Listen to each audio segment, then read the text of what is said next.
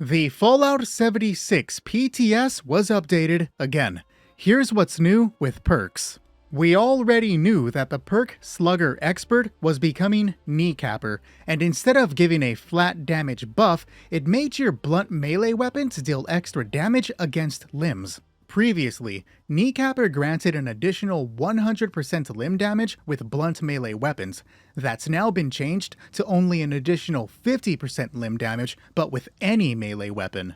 Note that only a portion of the text on screen has been altered to reflect that change in the patch notes. We already knew that the perk Slugger Master was becoming Heavy Hitter, and that instead of giving a flat damage increase, it gave your power attacks additional damage. Previously, this 3-point perk gave all power attacks made with blunt melee weapons an additional 50% power attack damage. This PTS was supposed to only make it 2 points instead of 3, however, it still costs 3 perk points. And instead of giving your power attacks an additional 50% damage, it only gives them 25% extra damage.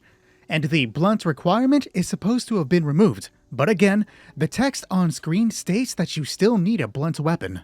Now, we already knew that the perk Heavy Gunner was becoming Drum Corps, and despite the fact that it isn't mentioned anywhere in the patch notes, it seems that Drum Corps is becoming Bulletstorm. Instead of granting you a flat damage bonus, Bulletstorm instead increased damage by a percentage based on how many rounds you spend.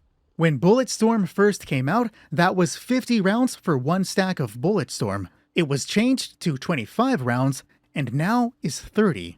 Unfortunately, you still lose all stacks of Bulletstorm upon reloading. However, Bulletstorm was changed to not count ammunition spent, but projectiles fired.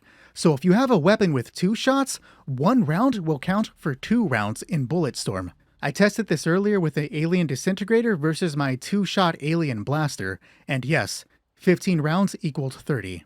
We already knew that the perk Heavy Gunner Expert was becoming tightly wound, and instead of giving your heavy guns a flat damage buff, it made heavy guns spin faster.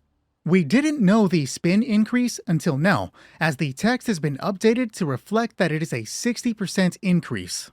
The amount of times that Bulletstorm is changed is interesting. They can't seem to find a happy balance with it, though I do like the fact that multi-projectile weapons are going to affect it. It really gives the chance for my 2-shot Alien Blaster to stand out. I guess any 2-shot weapon can stand out. Let my Alien Blaster have its moments. There are still more perk changes to discuss, so like and follow for more Fallout 76 news.